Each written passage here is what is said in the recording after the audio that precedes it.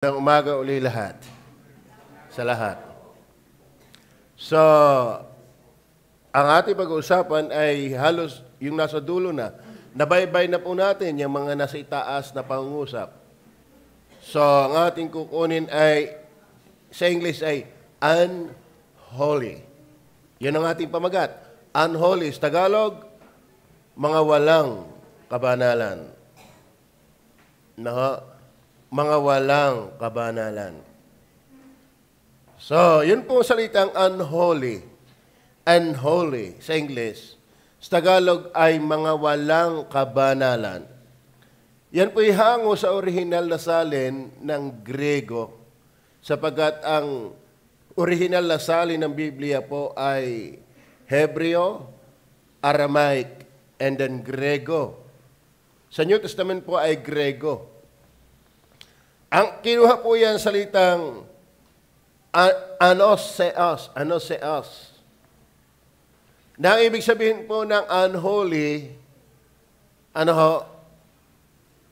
ay wicked. Unholy, wicked. Pag sinabi po namang wicked, yan po ay iniquity. Pag sinabi pong iniquity, yan po'y kasamaan. Perversity. O sabihin moral, evil, fault, iniquity, mischief. Sa madaling sabi, ang ibig sabihin po ng ating paksa, sa English ay unholy. Sa Tagalog ay mga walang kabanalan. Sa Grego po ay wicked, iniquity. Ibig sabihin po, ang tao po sa pagiging makasalanan ay masama.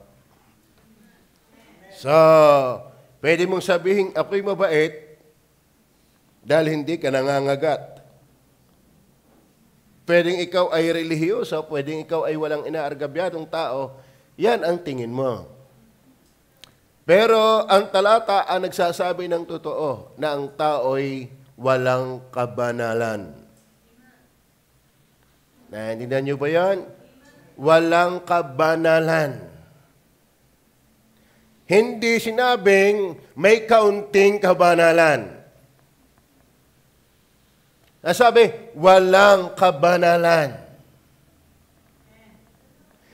Kung inyong papansinin, mga kapatid, kung kayo talagang nagbabasa ng Biblia, hindi ko na pabubuksan, Santiago chapter 2, verse 10, ang sino mang tumutupad sa 10 utos, gayon may nagkamali sa isa, yung siyam ay baliwala dahil ng isa.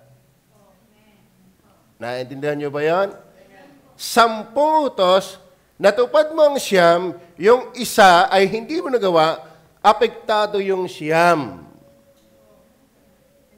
Sa madalit sabi, hindi na counted sa Diyos yung siyam dahil lang isa.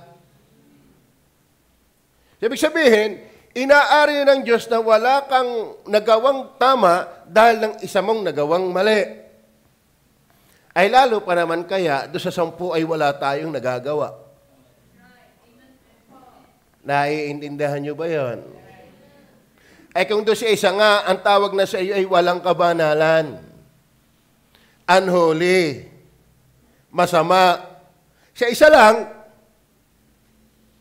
adi lalo kung 10. Naintindihan mo ba? Alam niyo po, ang Diyos, hindi ho yan pwedeng magsinungaling. At lagi ang Diyos nagsasabi ng totoo. Kasi, sabi nga ni Jesus, ako ang daan at ang katotohanan. Therefore, si Jesus hindi magsasalita ng kasinungalingan. Ano? So, ano ating pamagat? Unholy. Unholy. Sa Tagalog, walang kabanalan. Sa Griego, kasamaan. So tayong makasalanan, hindi na-cute sa Diyos. Ayaw kay Pastor may relihiyon, so what? Huwag kang magtago sa relihiyon. Ang tao ay hindi na itatago ng ganda ng damit, ng taas ng pinag-aralan, ng ganda ng bahay, ng daming kaibigan, ng pagiging bantog. Tingnan niyo po, Patulan natin ng kaunti yung Jeremiah chapter 2, verse 22. Pumasok lang sa isip ko. Jeremiah chapter 2, verse 22. Tingnan niyo po ang sabi ng talata. Sapagkat bagaman, maghugas ka ng lihiya at magbunton ka ng maraming sabon, gayon may natatala sa harap ko ang iyong kasamaan, sabi ng Panginoon Diyos.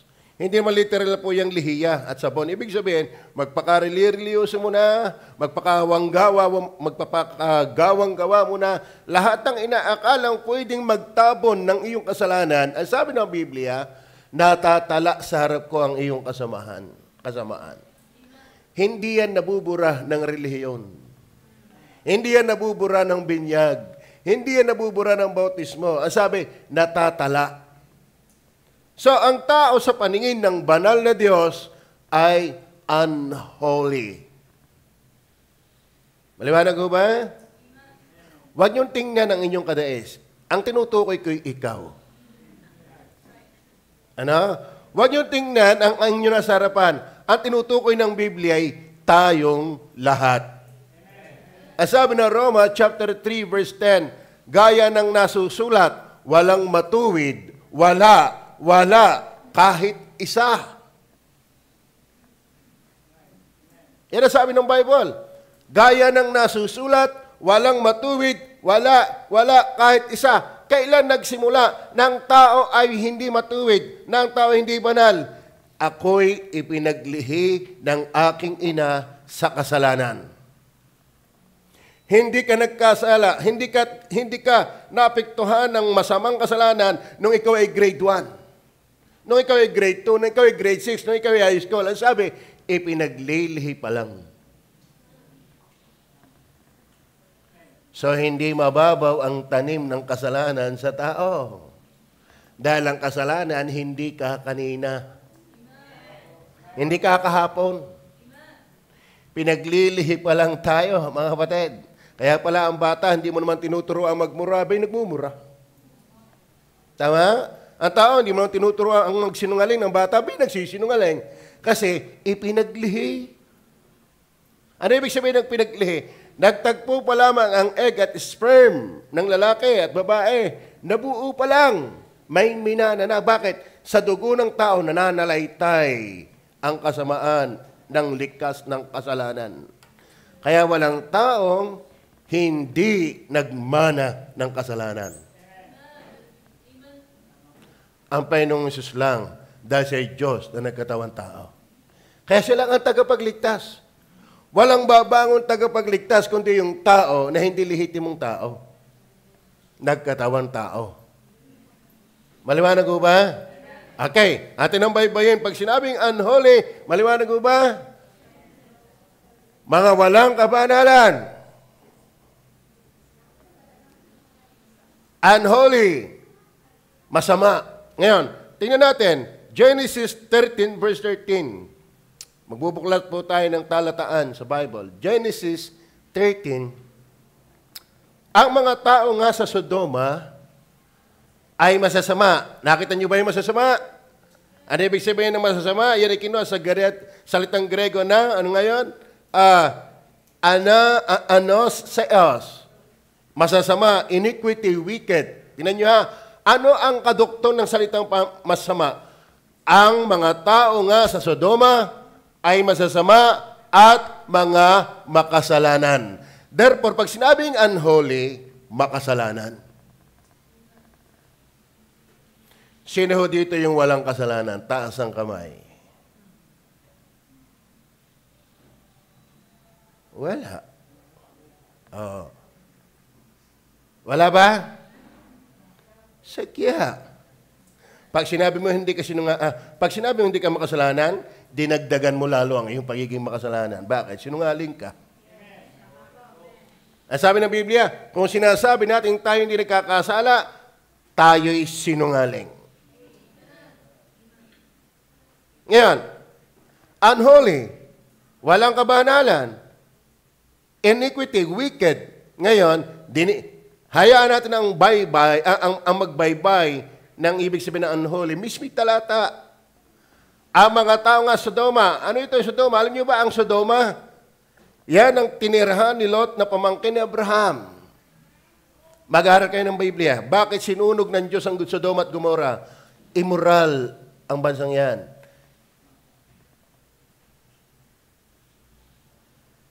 Amen? Pasintabi po sa atin, lahat. Magbasa kayo ng Bible. Hinahamon ko po kayo magbasa ng Bible. Immoral po ang bansang Gomorrah. Kaya ginunaw po. Ang tawag sa kanila masasama. Bakit? Dahil makasalanan. Kung ikaw ay makasalanan, ano tawag sa iyo? Di masasama. So, sa madalit sabi, pag masasama, kaya mga kapatid, ang tao ho ay hindi kaaya-aya sa Diyos. Dahil ang Diyos ay banal. Ang Diyos ay banal. Kaya mga kapatid, pag tayo namatay, hindi tayo pwedeng isama doon.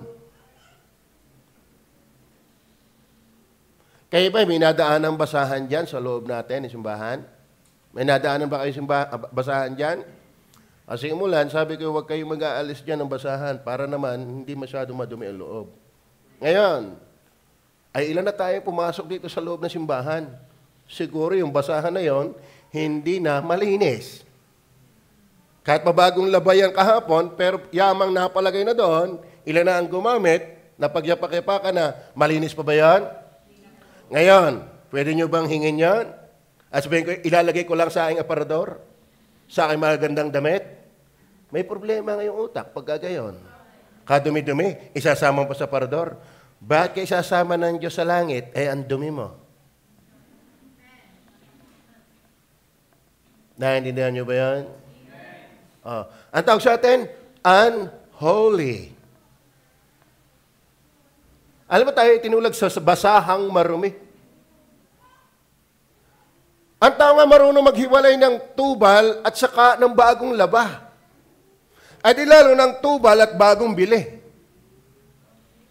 Tama? Marunong tayo maghiwalay. Ay lalo pa kaya ang Diyos ang hindi marunong maghiwalay? Kaya may impyerno at langit. Magkahiwalay talaga ang makasalanan at banal. Ngayon, kung ikaw'y mamamatay na hindi ka nagsisisi, ay huwag kang umasang palangit. Kaya nga ito pamagat, unholy. Pag sinabing unholy, walang kabanalan. Pag sinabing walang kabanalan, iniquity, masama. Bakit? Yan ang talata, ang mga tao nga sa Sodoma ay masasama. Bakit? Makasalanan. Tama? Sa totoo na, ang tao ay hindi basta makasalanan. Willing sa kasalanan. Kahit dalhin ka sa langit, hindi mo ma-enjoy langit. Bakit? Doon walang gin. Walang beer. Walang kalayawan doon. Ang mag-i-enjoy lang talaga doon, yung masaya sa Diyos. Tingnan pa natin ang talata. Psalms chapter 10, verse 4. Psalms 10, verse 4. Ang masama, ayan o, sa kapalaluan ng kanyang mukha, ay nagsasabi, hindi niya sisiya sa atin. Lahat niyang pag-iisip ay walang Diyos. Ang unholy, makasalanan, at ang Diyos ay wala talaga sa hinagap. Ang Diyos pinagbibigyan lang, pero hindi laman ng isipan. So, pag sinabing unholy, walang Diyos. Kasi ang Diyos ay banal. Kaya pag wala kang Diyos, ikaw ay unholy. Amen? So, number 1, pag sinabing unholy, sinner.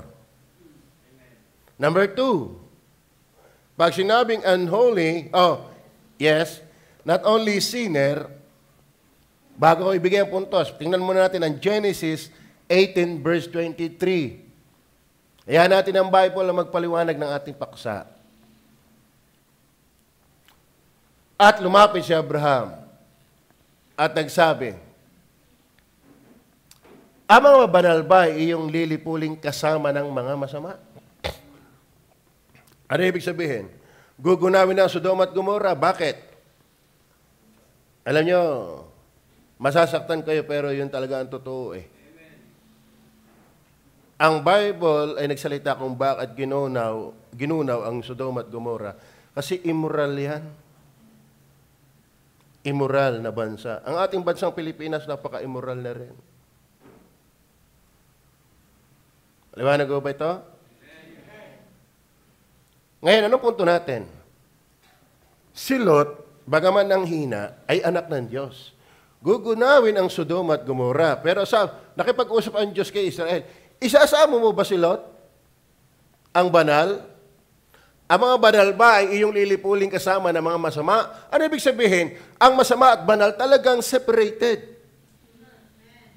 Tama ba? So number 2, pag sinabing unholy, not only sinner, but also separated. Separated from righteous. Sa totoo na, kita mo naman ang taong unholy. Ano nga ang unholy? Pag sinabing unholy, ay walang kabanalan, iniquity, masama, ayun ay sinner. Ngayon, ang tao na makasalanan, walang kabanalan, yan ay hiwalay sa matuwid. Naintindihan niyo ba yan? Sa tao pa lang yon. Tanong niyo ha, nung ako'y wala sa Panginoon, ang dami kong kabarkada. Mga pinsan ko at mga kalugar ko, kabarangay, Kalye 13. Uso noon yung asin. Kami nag-aaral ng tugtog, yung Cotabato, Kapaligiran. Yan ang aming tinutugtog noon. Pero nung kayo maging Kristiyano, nakakilala kay Kristo, hindi na sila magsaya sa akin. Ako daw ay killjoy na. Hindi naman ako nalayo sa kanila. Dahil ako ngayon nalapit sa kanila at may pakay ako sa kanilang sila'y bahagi na ng salita ng Diyos. Pero hindi na eh. Ala, iba ka na. Iba ka na eh. Hindi ka na naninigarilyo ngayon. Hindi ka na nagtutungit ngayon. Hindi ka na nagpupusing ngayon. Hindi ka nagmamadyong ngayon. Hindi ka na namin kaisa. Tanyo ha, pag ikaw ay matuwid, hiwalay ang hindi. Naintindihan niyo ba yan? Ay tao pa lang ako, na ako na may pinatawad lang ng Panginoong Hesus, na ako ay binigyan ng buhay na walang hanggan, na si Jesus ay nasa aking puso, si Jesus ang aking katwiran. Aba, hindi na sila makalapit eh. Kahit anong galing kong papakisama, nilalayuan ako hanggang ngayon. Bagaman sila ituwa sa nangyari sa akin, pero hindi sila mawiling ako'y kasama. Naintindihan niyo ba yan? Hindi naman tayo nalayo. Minamahal nga natin pinapakitunguhan, hindi lang tayo nakikiisa, pero tayo nakikisama. Pero hindi talaga sila mawili. Bakit? Hiwalay talaga ang unholy sa righteous. Ay lalo naman ang Diyos, napakabanal ang Diyos. Tayo ay binigyan lang ng katwiran ng Diyos, ay hindi na mawili sa atin ang ating kapwa. At ilalo ang tao hindi mawiwili sa langit dahil yung nagbigay ng katwiran ay naandoon mismo. Naintindihan niyo ba yan? Kaya mapalad kayong mga nagtiwala kay Jesus. At ang ebidensya niyan, nawiwili na kayo. Alam mo ang hindi nawiwili sa katwiran, yung unholy. Kasi separated. Tingnan po natin ang Exodus 9 verse 27. At si Paraon ay nagsugo.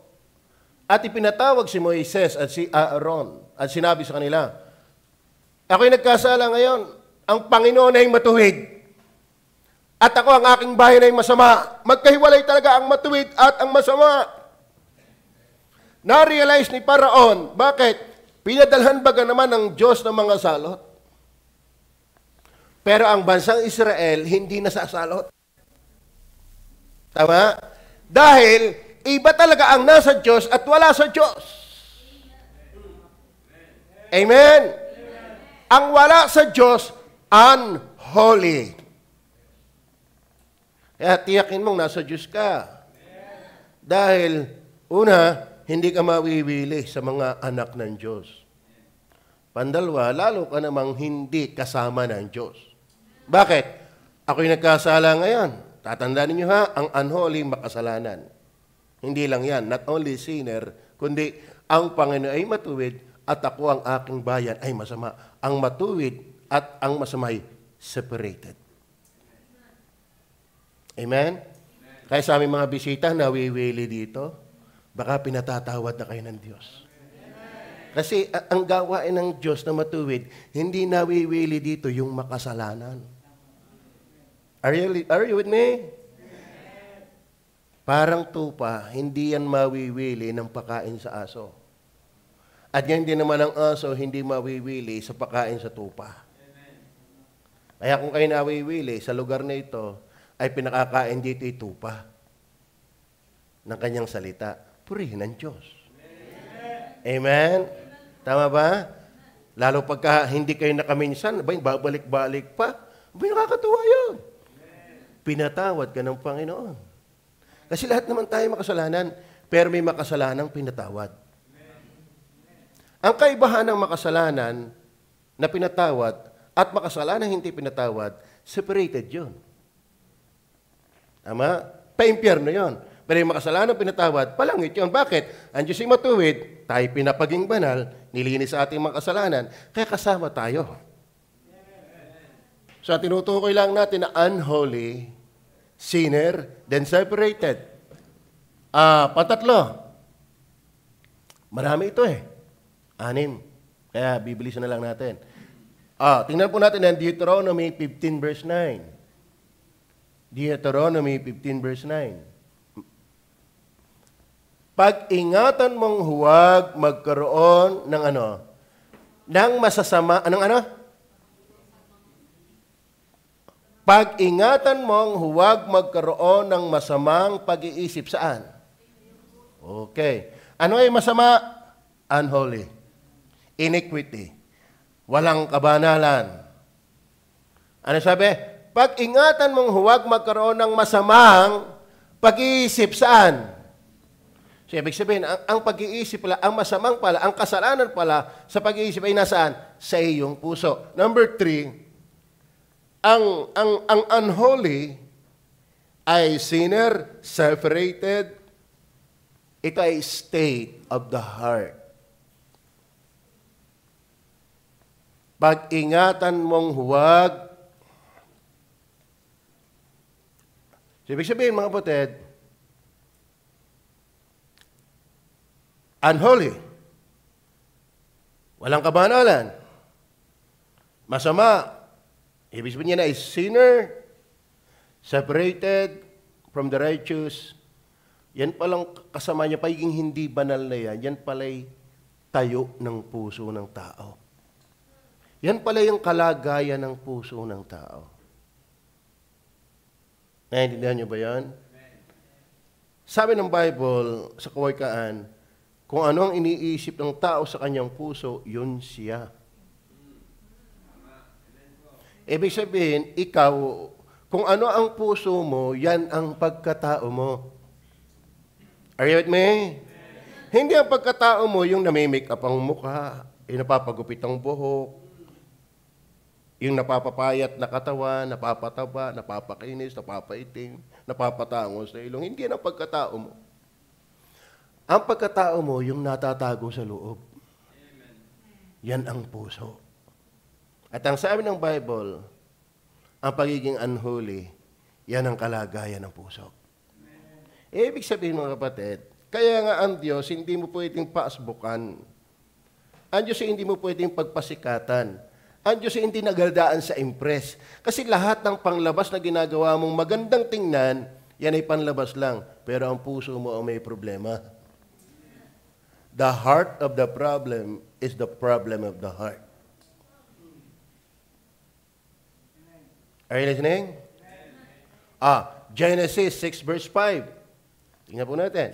Genesis 6 verse 5. At nakita ng Panginoon. Sabi nga sa inyo, walang may tatago sa Panginoon eh. At ang malupit dito mga kapatid, iba ang tumingin ng Panginoon. Ang Diyos ay dalisay eh. Bukod sa hindi natin siya kayang pagtaguan, ang Diyos ay ibang tumingin. Bibigyan ko ng halimbawa. Ang tao, ano lamang pas. At saka, mababaw sa kanya ang standard ng kaayusan. Sabi nga sa amin ni Pastor Hernandez, nung kami nasa Bible School, iba ang pagpapastor kaysa secular. Bakit? Ikaw ay pwedeng maging doktor, 3 ang asawa mo, okay lang. Magpastor ka, hindi 3 ang asawa. Si Gary hindi pa makaisa. Yung pantatlo. Oo. Sa secular, abogado ka, kahit ikipalikero, walang problema. Tanggap yan, accepted yan sa mata ng tao. Pero pag mata ng Diyos ang gumana, hindi pwede. Tama? Tinutolerate ng mata ng tao ang kasalanan. Pero sa mata ng Diyos, ang bigat ng kasalanan. Naintindihan niyo ba yan? Kaya kung hindi kayo hingi ng tawad, mabigat talaga ang kasalanan sa Diyos. Ngayon nyo ha? At nakita ng Panginoon na na mabigat ang kasamaan ng tao sa lupa. At ang buong haka ng mga pag-iisip ng kanyang puso ay pawang masama lamang na parati.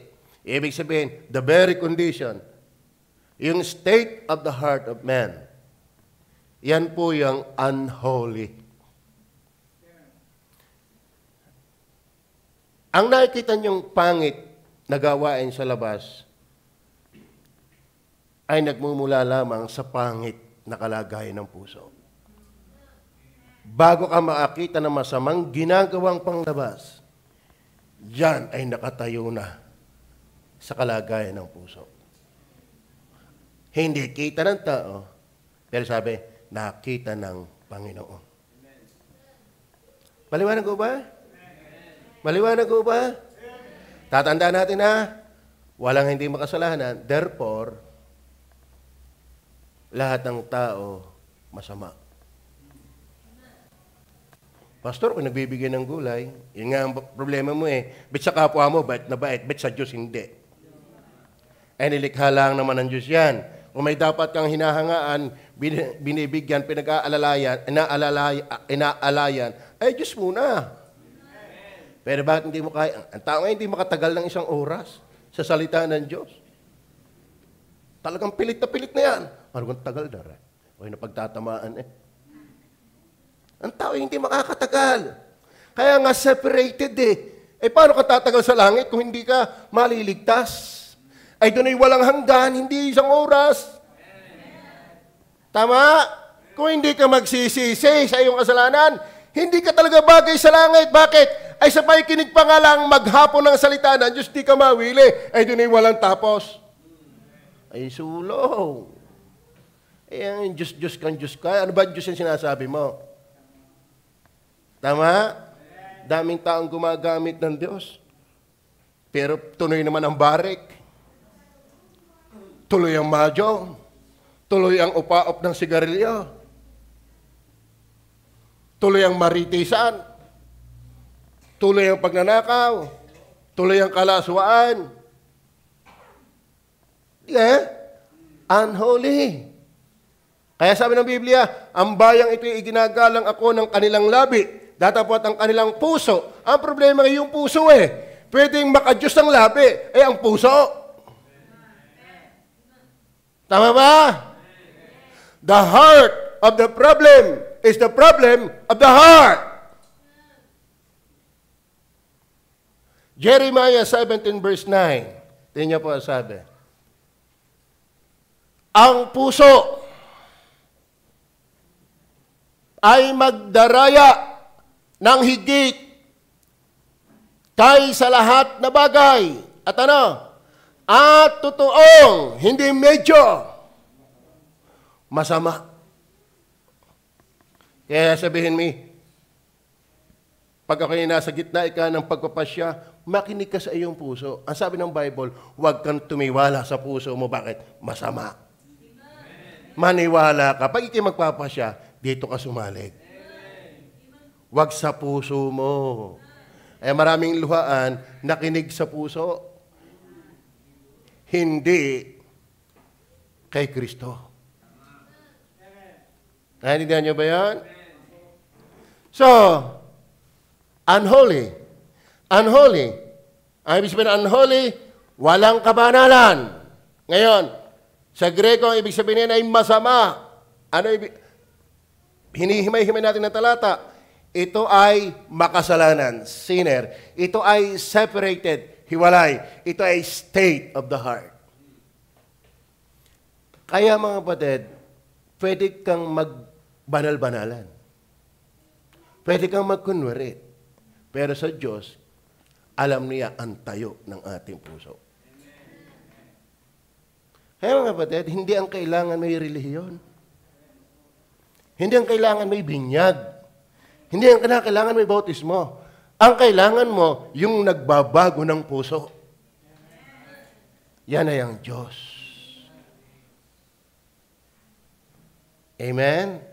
Kaya't ang sino mang na kay Kristo, siya'y bagong nilalang. Narito ang dati mga bagay nagsilipas na, sila'y pawang naging mga bago. Bibigyan ko rin naman kayo ng bagong puso. Ang Diyos na nagsasalita, bibigyan ko kayo. Therefore, hindi ito galing sa government.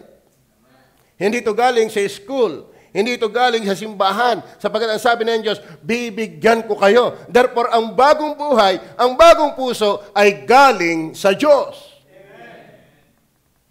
Naintindihan niyo ba yan? Kaya ang halagang kayo nasimba lagi dito. Nang naiintindihan natin. At kung matapos maintindihan, di magpakababa ka, humingi ka ng tawad sa iyong mga kasalanan. Hindi yung sapul na sukul na hindi naman ako kita ng pastor. Hindi nga kita-kita, yung Panginoon. Ay, sino kang huhahatol sa atin? Hindi kayang Panginoon. Maliwanag mo ba? Isa pa ang talata, Psalms 58 verse 3. Pakibasa nga. Basa.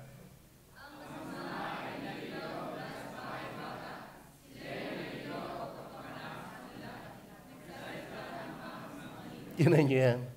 Kailan napalagay ang masamang kalikasan ng kasalanan? Ang masamay naliligaw mula sa bahay bata. Nasa bahay bata pa lang. Sa Psalms chapter 51, ipinaglihi pa lang ako. Amen? May mga tao mababait. Sagyan naman, sa taysan ang babait ng tao. Pero, hindi mabuti. Sabi ng Bible, masama. Then number 4. Ito pa, pabigat itong pabigat. Kaya salitang unholy, matanda natin. Pag salitang unholy. Ano unholy? Sa Tagalog, walang kabanalan. Ano ibig sabihin ng walang kabanalan? Sa Greko, masama. Bakit? Sinner. Separated. State of the heart. Itong malupit. Tingnan niyo po. Basahin po natin ang 1 Samuel chapter 30, verse 22. 1 Samuel chapter 30, verse 22. Ano sabi? Okay. Nang magkagay sumagot ang lahat ng masamang tao. Ano yung masamang tao? Unholy. At ang mga tao na hamak sa mga yumaong kasama ni David. At nagsabi, sapagkat hindi niya sila yumaong kasama namin, hindi namin ibibigay sila ng masamsam na aming nabawi, liban sa bawat lalaki ang kanyang asawa at ang kanyang mga anak upang kanilang dalhin ay yumaon. Yung lagyan sa English, hindi malinaw sa Tagalog. Tingnan niyo po. Then answered all the wicked. Di ba sabi natin, unholy? Ano yan? Walang kabanalan, wicked, masama. Ano yan? Then answered all the wicked men and the men of Belial. Yung hamak dyan, the men of Belial. Inyo, pakinggan ito ha. Ang Belial po ay isa sa mga pangalan ni Satanas.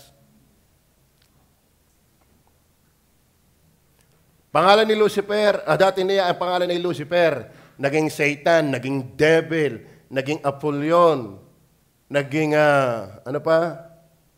Beelzebub. Isa sa pangalan niya ay Belial. Pag sinabing Belial, worthlessness. Walang kakwenta-kwenta.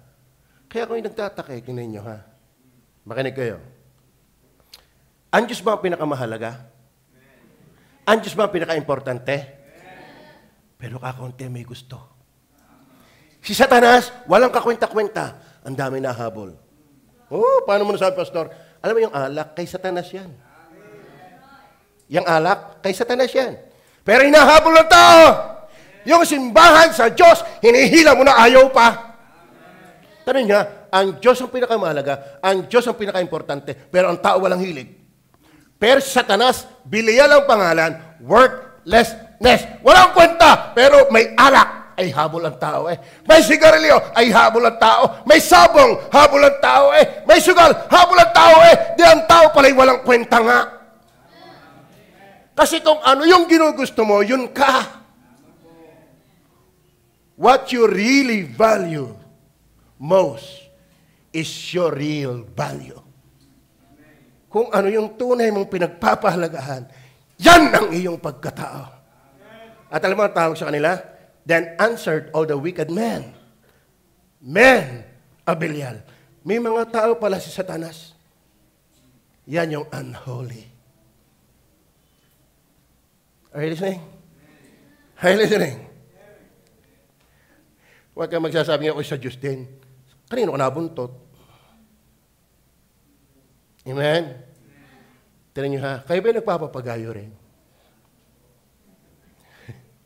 Ako'y marunong gumawa ng saringgula. Yung sapi-sapi. Pag ako'y gumawa ng sapi-sapi, lagi ng sayad ang buntot sa lupa ay taas sa taas na. Ang haba ng buntot. Meron akong gumagawa din ng papagayo. Walang buntot. Alam mo naman nung lumipad, nasa kanya ang buntot ko. Wala. Kung saan nakakabit ang buntot, doon yung tatayog. Kaya kung saan ka nakakabit, doon ka bubuntot. Kaya maraming tao, halata mo hindi nakakabit sa Diyos. Kay Satanas na buntot. Tama ba? Tanyang tao, masisiluan, masusugalan. Bakit? Kay Satanas na buntot. Masakit. Pero totoo yan. Unholy. Ang ibig sabihin niyan, pang-apat na puntos natin, Satan's children. Oh, huwag kayong maniwala ng lahat ng tao ay anak ng Diyos. Halata mo ang tao anak ng Diyos kung saan nakabuntot. Intindihan niyo ba yan? Amen.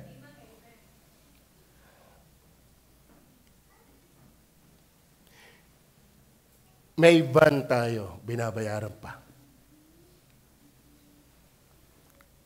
Lahat ng parts ng van, dala-dala yan kung saan pupunta ang van. Bakit? Nakakabit sa van. Tama. Pero yung tricycle ng papa ni Willie Grace, dahil hiwalay sa van, malayo na ang naabot ng van, andun pa rin ang tricycle. Bakit? Hindi kakabit. Tama ba? Hindi man katuktong katulad dito nga ang braso. Halimbawa ako'y pumunta ng Manila. Tapos si Rani, nasa kanyang bahay. Nasa Manila ako, pero si Rani, nasa kanilang bahay. Bakit? Hindi man kami kambal Naintindihan niyo ba yan? Kaya maraming tao, ang Diyos ay nasa langit, ba't wala ka doon? Hindi ka naman nakakabit. Bakit? Saan ka nabuntot? Kay Belial. That is unholy. Yan po ang unholy. Are you listening? Sana naintindihan niyo yan. Pinipilit nating maintindihan. Maliwanag ho ba? Tingnan po natin ang talata, Deuteronomy 13 verse 13. Hindi ko siguro mapapatulan lahat ng talata. Ano sabi? Sa English nga natin, bigay yan. Yung hamak kasi, worthlessness, yan po yung Belial yan. Certain men, the children of Belial. Ano nga po ang Belial? Isa sa mga pangalan ni Satanas. Certain men, the children of Belial, ay yung mga unholy, yung mga walang kabanalan, ay children of Belial. Are you with me? Kaya wag ho kayong maniniwalang lahat ng tao ay anak ng Diyos. Sala yon, halatang hindi ka nagbabasa ng Bible. Tama? Hindi lahat ng tao ay anak ng Diyos. Iyong obserbahan, sino ang nabuntot sa Diyos at hindi? Paglinggo nga ay wala ka. Sa kanaron, hindi ka nga nagbabasa ng Bible. Ang sa Diyos ay nakikinig ng kanyang mga salita. Kung kaya nga't hindi mo dinirinig, ay sapagkat hindi kayo sa Diyos. Ang liwanag. Kaya kayo magising na sa katotohanan na hindi lahat ng tao ay anak ng Diyos. Alam nyo, kung lahat ng tao ay anak ng Diyos, ba't tayo mangangaral pa? Ay lahat naman pala'y palangit na. Bakit? Ang pupunta sa langit ay anak ng Diyos. Dapat walang nag-iinom. Walang barikan. Alam mo, ang lalangawing bentahan, tindahan, yung mga alak na yan. Bakit? Walang bibili. Bakit? Ay lahat ay anak ng Diyos saka wala magtitinda niyan. Kung anak ng Diyos. Alam mo, ang lalangawin, yung mga sigarilyo. Pero bakit yan ang mabibenta? Kasi maraming children of Belial. Ako'y dati ganyan din. Pero salamat ako'y binago. Amen? Amen. Kumusta kayo?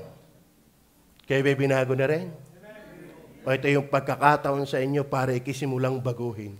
Praise the Lord. Kaya kami nag-aanyaya, hindi para kayo maging baptist. Alam nyo, hindi ho kami naniniwala na magbaptist ka para maligtas. No! Magsisi ka ng kasalanan mo.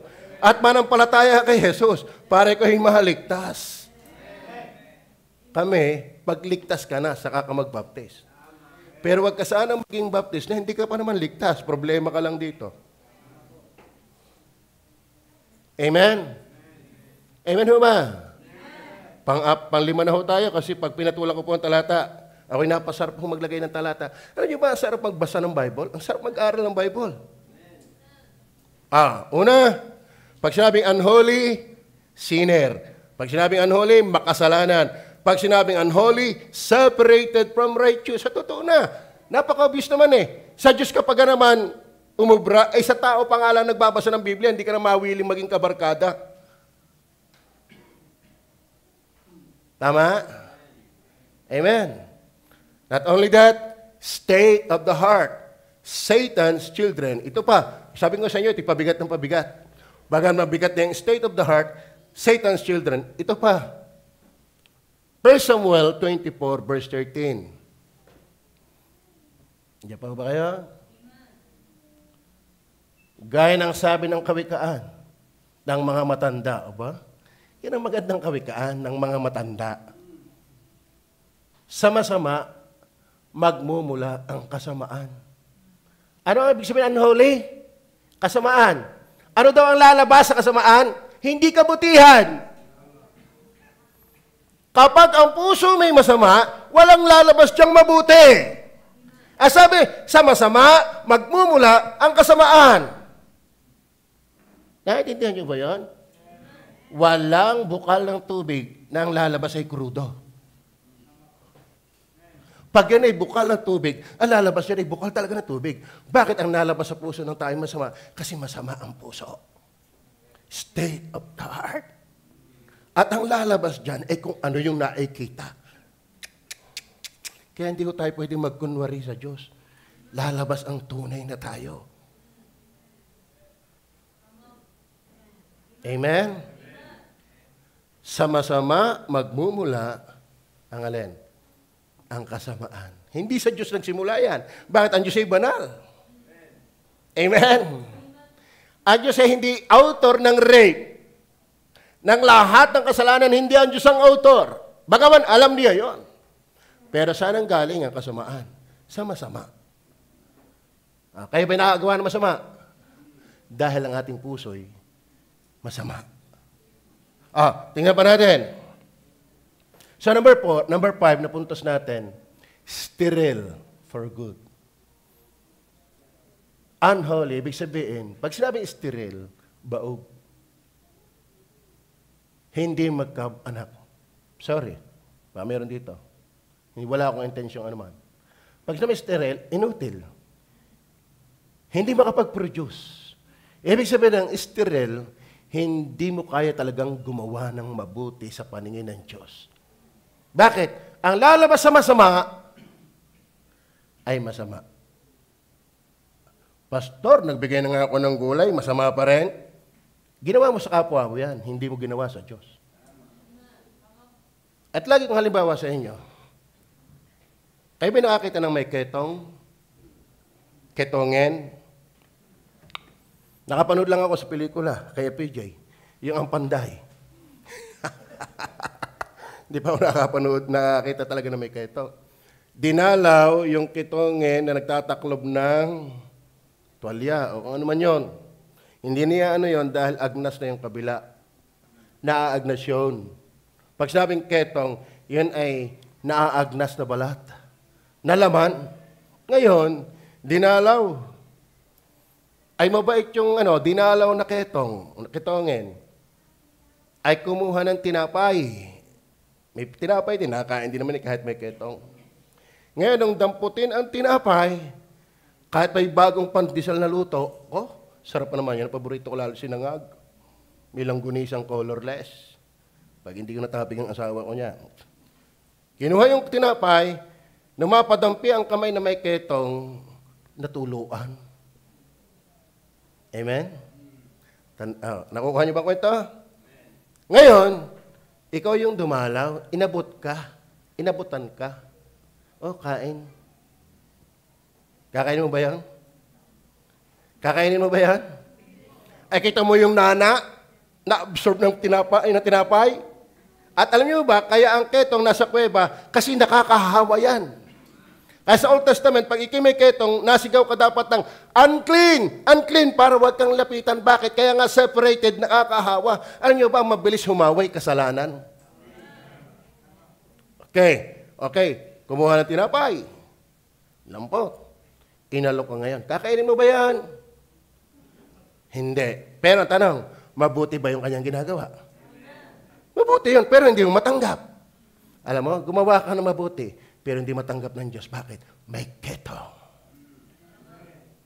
Makasalanan ka para katanggapin ng Diyos. Kaya wag mong ipag-aaruhan yung, okay, may relihiyon akin. Ano ngayon? Diyan nga sa inyo maraming relihiyon, maraming natutukhang. Pagmamalaki mo yung relihiyon mo sa akin. Ay, pag malaki mo, kinabago ni Jesus. Nagsisi ka ng iyong kasalanan. Huwag kang magmalinis, lahat tayo'y marumi. Gaya ng nasusulat, walang matuwid, wala kahit isa. Kaya walang tatanggapin ng Diyos sa atin. Bakit? Para ang ketongin na nagbibigay ng pandesal, pero hindi makain ng iyong kapwa. Bakit? May nana. Lahat ng kawang gawa mo, may nana ng kasalanan. Naintindihan niyo ba yun? Kaya huwag kang magmalaki, okay, Merly, yun ako'y mabait, ako'y wala na argabyado. Sabi mo lang yan. Pagharapan mo sa hukuman ng Diyos, rejected ka. Bakit? Nanain ka. Ketongin ka. Makasalanan ka. Unholy. Is that clear? Then last, itong pinakamabigat. Ito ang pinakamabigat. 17 verse 5 ng Deuteronomy.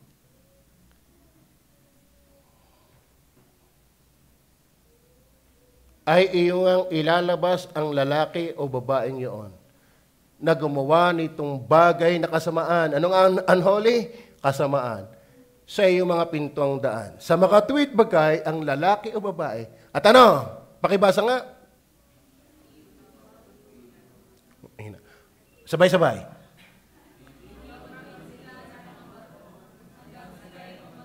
Isa pa.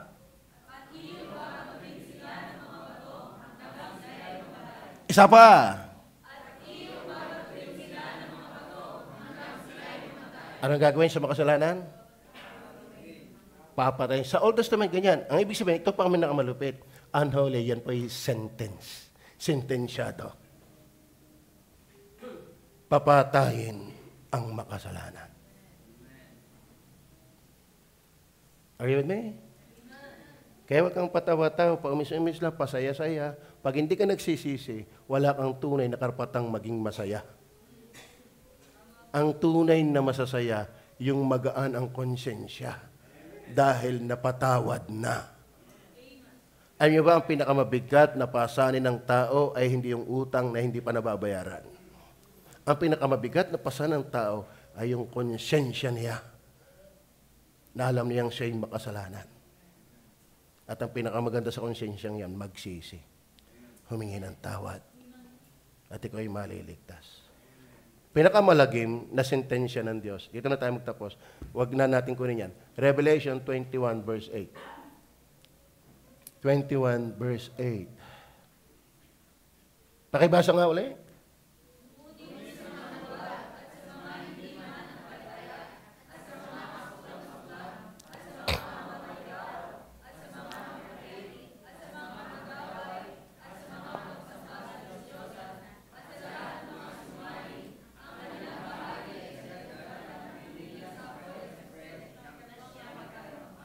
Ang tao ay sentensyado na. Saan? Papuntang dagat-dagatang nagdininga sa apoy at asupre na siyang kalawang kamatayan. Sino ba yon?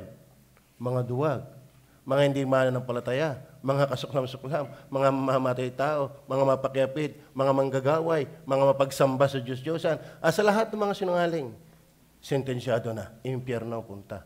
Pero buhay ka pa. Pwede ka pa magsisi. Amen? Kung ako sa iyo, wag mong baliwalayin ang mensaheng ito. Ikaw ay magsisi ng iyong kasalanan. Mangumpisal ka, hindi ka saan mangumpisal, hindi sa kateismo. Inayayahan ko kayo yumuko at pumikit. Yumuko at pumikit. Walang nakakakita sa inyo, Diyos lamang.